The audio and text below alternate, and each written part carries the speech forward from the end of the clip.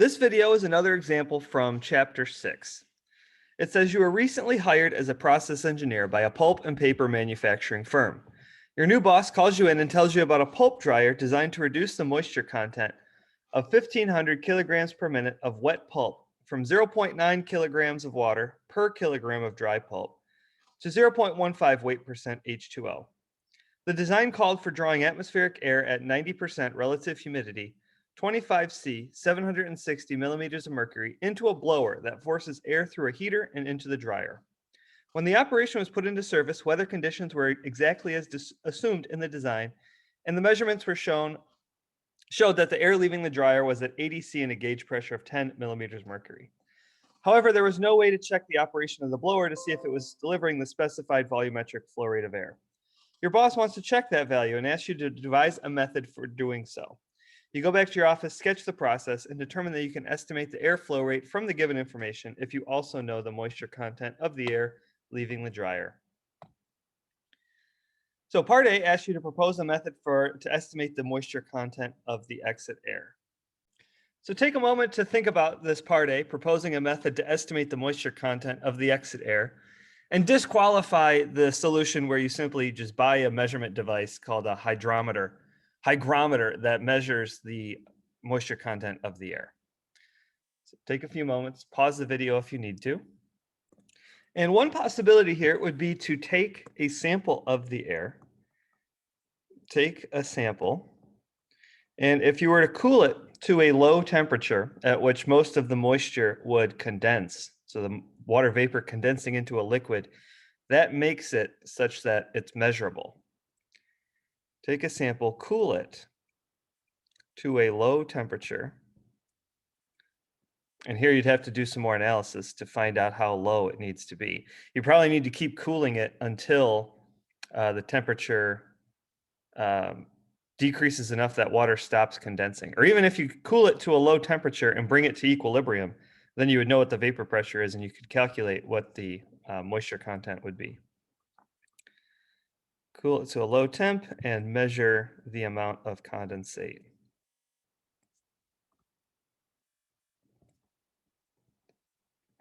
Okay, so part B assumes that you had done that process to measure the moisture content of the exit air. And part B says that you learn that 10 millimeters mercury gauge pressure has a dew point of 40 degrees C. So that would be kind of like what I was mentioning of you start cooling it and you measure the temperature at which condensate starts to occur. That would be another way that you could do it because this has a specific moisture content at which the dew point is 40 C.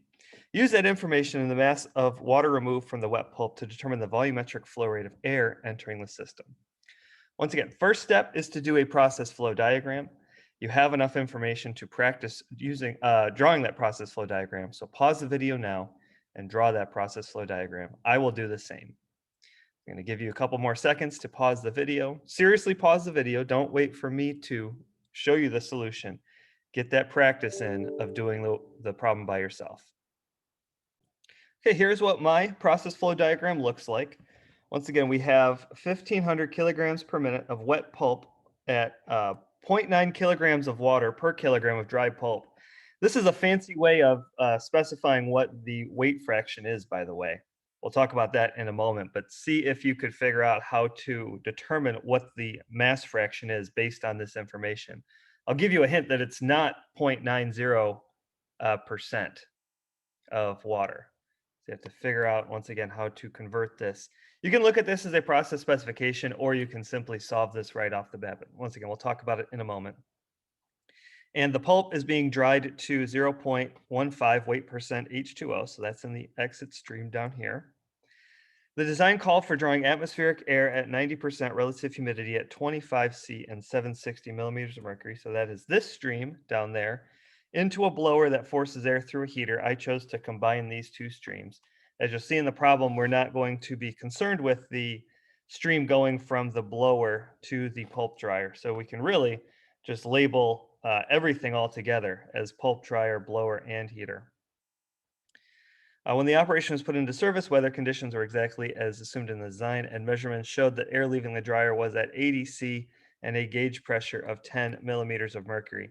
Because it's gauge pressure, remember, I have to add back atmospheric pressure, and that is why I've written 770 millimeters of mercury there. By the way, it doesn't say whether or not this 760 millimeters of mercury was a gauge or an absolute pressure, but since it says you're drawing atmospheric air and that is the pressure of the atmosphere, it's very unlikely that atmospheric pressure that day is the same exact number. So if this were a gauge pressure, then the alternative would be 1520 millimeters of mercury, and that doesn't make sense for an atmospheric air. So that is why I've assumed that this is an absolute pressure in the inlet, and I haven't added 760 to that number. So where are we at? We want to, yeah, also know the moisture content of air leaving the dryer. We do have that information. I've forgotten to label that. So I can label this as dew point is equal to 40 degrees C. And even though I've labeled all information as given in the problem statement, I still don't have a fully labeled process flow diagram. And that is because, for one, I haven't labeled all the flow rates and amounts like I have to from chapter 4. And also, I haven't labeled the variables that I want to solve for. So what it wants me to do, the problem statement says use that information and the mass of water removed from the wet pulp to determine the volumetric flow rate of air entering the system. So at the end of the day, what we want to solve for is the flow rate, volumetric flow rate of this stream. And I'm going to call this stream 2. So I'm just going to put a numbering convention here. This is stream 1, this is stream 2, this will be stream 3, and this will be stream 4. All right, what I'll need to do now is label the rest of my unknowns. So remember, I need an amount and a composition for every stream. This first stream does have an amount, and it has information related to the composition. So this is not exactly the composition. So let's take care of that now. How does this process specification of 0.9 kilograms of water per kilogram of dry pulp relate to, this would be a mass fraction, by the way, or a weight fraction. Remember that a weight fraction is the mass of a specific component divided by total mass. So if I want to figure out what the mass composition of H2O in stream 1, that would be the mass of H2O divided by the total mass. And the problem says I have 0.9 kilograms of water per kilogram of dry pulp. So let's say we have a kilogram of dry pulp that is going to include 0.9 kilograms of water on top of the 1 kilogram.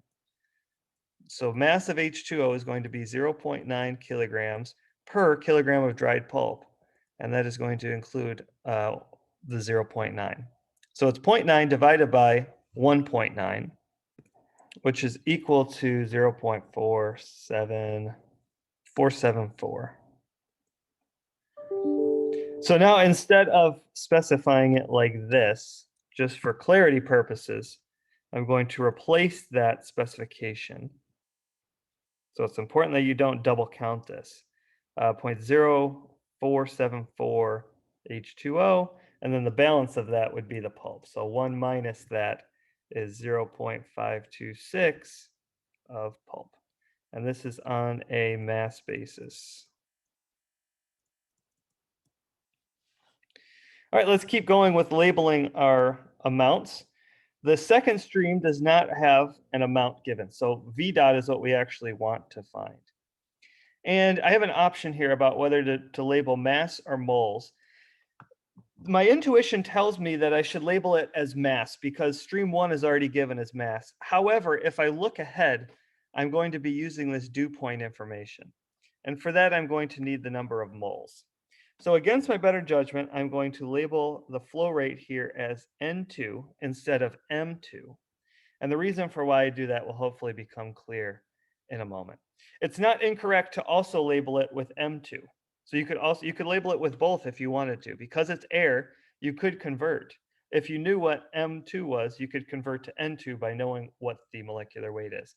So when you're doing your degree of freedom analysis, once again, it's not wrong. You just have to account for the fact that if you count another unknown here, then you also have a relationship that you can use to solve it. Stream 3, I'm going to label as N3 for reasons that I've just described, that I can convert from the molar flow rate to a mass flow rate if I wanted to. Dried pulp is going to be on a mass basis. So I know I'm violating my rule of I um, need a consistent unit system here. I need to either do all mass or all moles, but I have a mixture here. And in this particular case, this is a weight percent too, by the way. I need to be careful about making sure I keep that straight. In this particular example, it's okay to do it this way. I actually can't convert the mass of the first stream and the fourth stream to moles if I wanted to, because it includes pulp. And I don't know what the molecular weight of pulp is. And haven't tried to look that up, but I don't imagine that that is something that you could look up.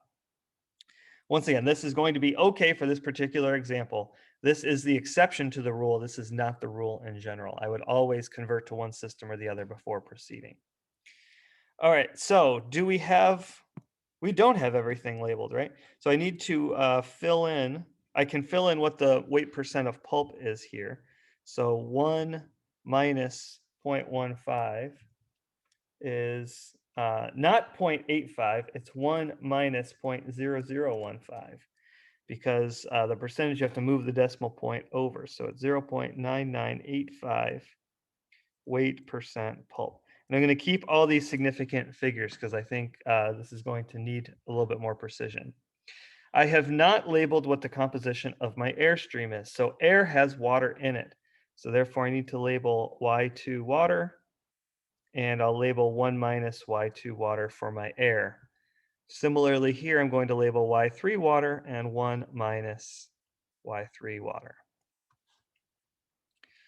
All right, so let's do our degree of freedom analysis now. Always starting with a degree of freedom analysis.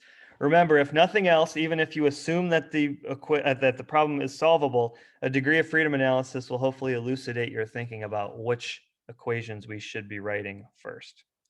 Let's count our number of unknowns strictly in the material balance sense. So I'm going to check mark them with the green pen. N2, Y2 water, N3, Y3 water, and M4. 5 unknowns. Now you may be thinking, well, why didn't you count V2 as an unknown? And I could have counted V2 as an unknown. However, if I count V2 as an unknown, I know that if I have N, I have N, I have T, I have P. Therefore, I could calculate V2 with the ideal gas law. So it's up to you if you want to count this, and actually you probably could count this if you wanted to. If you count V dot, you should also count the ideal gas law as a relationship. So while you're doing a degree of freedom analysis, remember that whether or not you can count an equation depends on whether or not you can solve for one of your unknowns with it. So that's always what I'm thinking about when I'm doing these. 5 unknowns minus 3 material balances. The 3 material balances for this system are water, pulp, and air. And what other information do I have? I have the relative humidity. That is going to allow me to solve for Y2 water. -1 process specification for relative humidity. And my other process specification that is going to help me solve for Y3 water is the dew point. Dew point of exit. Notice I also wanted to make a point here. Notice that the dew point of this stream being 40 C does not mean that the actual temperature of that stream is 80 C. All this means is that this stream is not in equilibrium, but if this third stream were to be cooled to 40 C, that is when water would start to condense. So that is what that specification means. It does not mean, once again, that the stream must be at that temperature. All right, so 5 minus 3 minus 1 minus 1 is equal to 0.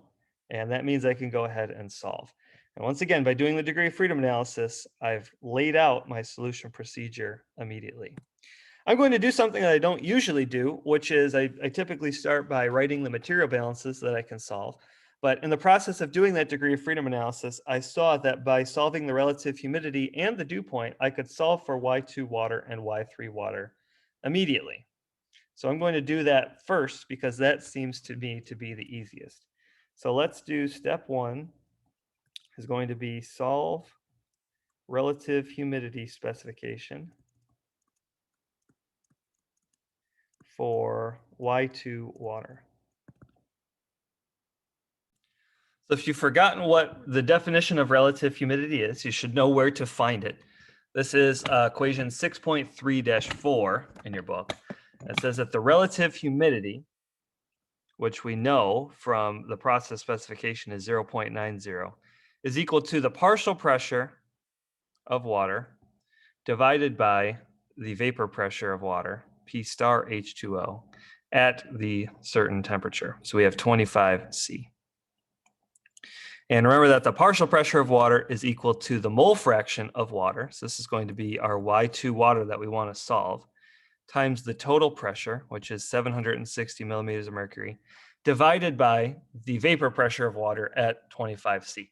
So for this, I have to go into my textbook, into the table of vapor pressures for water. So this is table B3. Remember, I showed you how to read this table in a previous video and look up what the vapor pressure of water is at this temperature.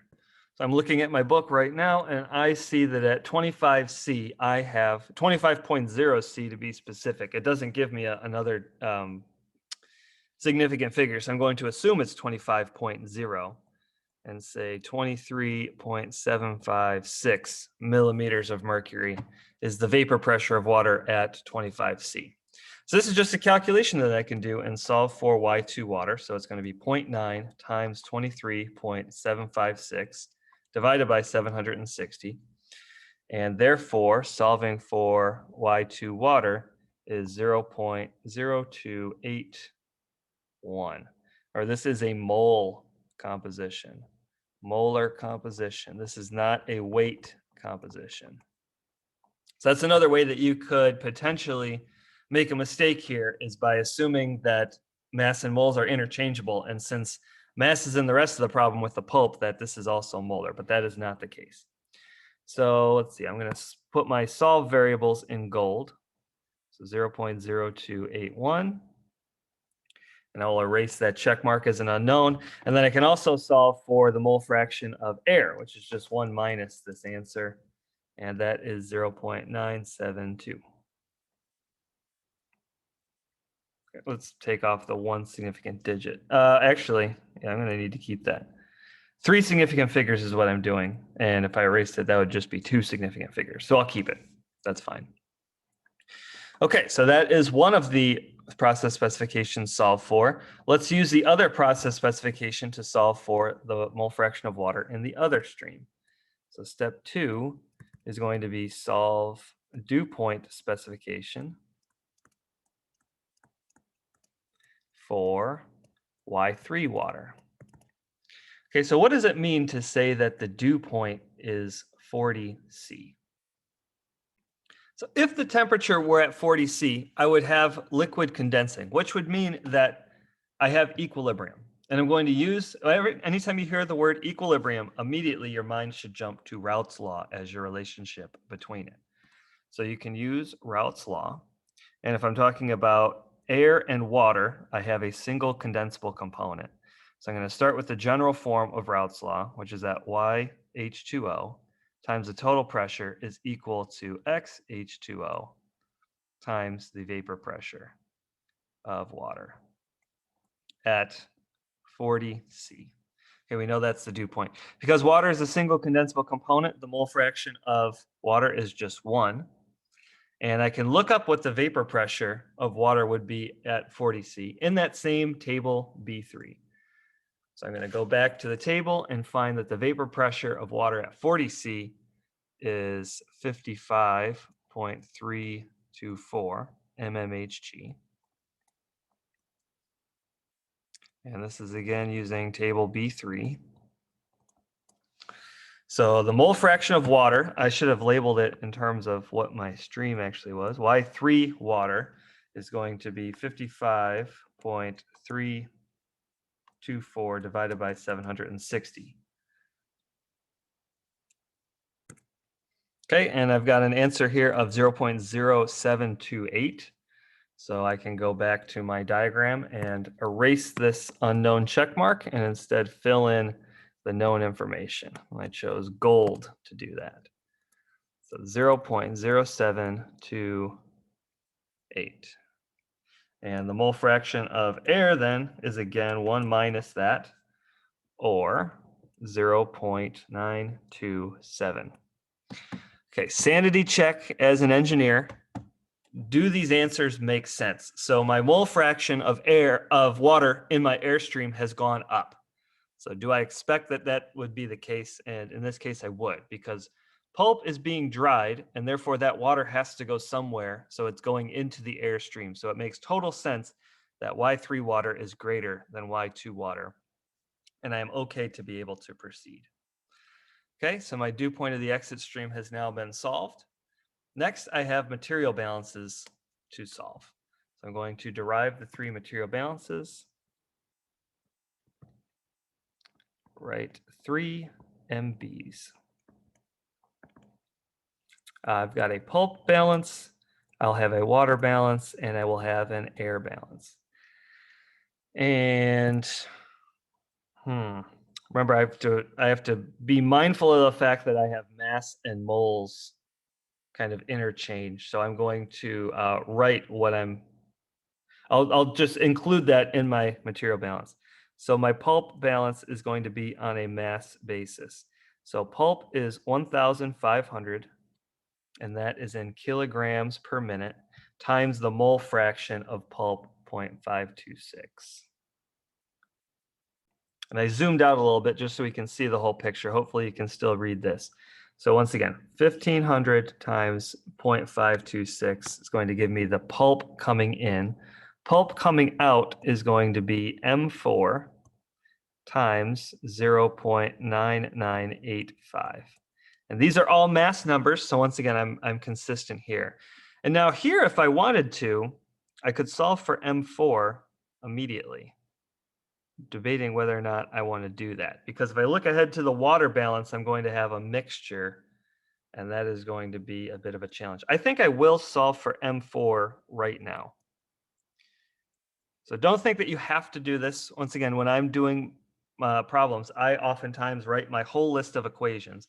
But in this case, I think that doing this is going to help me a lot moving forward. So 1,500 times 0.526 divided by 0.9985. M4 is equal to 790.2 kilograms per minute. Okay, so I'm going to erase that as an unknown, write it in gold. 790.2. All right, let's actually do the air balance next. I'm going to do the air balance for no particular reason, but I know that this is going to be strictly a mole balance and water is going to be a mixture. So I'm going to see if I can get any information off the air balance before I proceed. Air coming in is N2 times 0.972. And again, these are mole fractions, so I'm okay so far. And that is equal to N3 times 0.927. Unfortunately, I've got two unknowns in this equation. I don't know what either of them are yet, so therefore that was a dead end. So it was a good effort on my part trying to see if I could solve another equation, but unfortunately I can't, alas. Water is going to be a mixture of mass and moles. Okay, but I'm going to be careful about how I do it. So I'm going to choose to write it in moles because I can convert water to moles fairly easily. The moles of water coming in is going to be the mass of water coming in adjusted by the molecular weight. So mass of water coming in is 1,500 times 0.474. This is going to be kilograms of water per minute. And if I know that the molecular weight of water is 18 kilograms per mole, I'm going to divide this by 18 kilograms per mole to get it into moles. Right? If I take the mass divided by the molecular weight, mass divided by mass per mole, mass is going to cancel. I have 1 over mole is going to be equal to mole. So that is how I'm going to take care of this, right? So this is going to be a molar amount plus N2 times 0.0281 is equal to N3 times 0.0728 plus M4, which I know now is 790.2 times 0.0015 divided by 18. And this is again kilograms per mole, and this is reflecting the fact that I have a kilogram per mole there. All right, so now I have two equations, two unknowns for water and air. Solving these looks to be a little bit tricky. I can't just, I'd have to solve for one variable, plug it in. So I'm going to pause the video while I do that. I encourage you to do the same. And my final answers that I get are N2 is equal to 832 moles per minute, and N3 is equal to 871 moles per minute. Again, double checking if whether or not this makes sense. I expect that because I'm taking air out of the pulp stream, I'm putting it into the air stream, and therefore N3 being greater than N2 makes perfect sense. All right, we've solved for all the unknowns that I've listed, but we have not actually solved the problem yet. The problem wants me to calculate what the volumetric flow rate in meters cubed per minute of air entering the system is. So final step, step 4. Convert N2 to V2 to finish. Finish the problem. And V2 is going to be N2 RT all divided by P. And the hardest part now, oh no, my OneNote froze.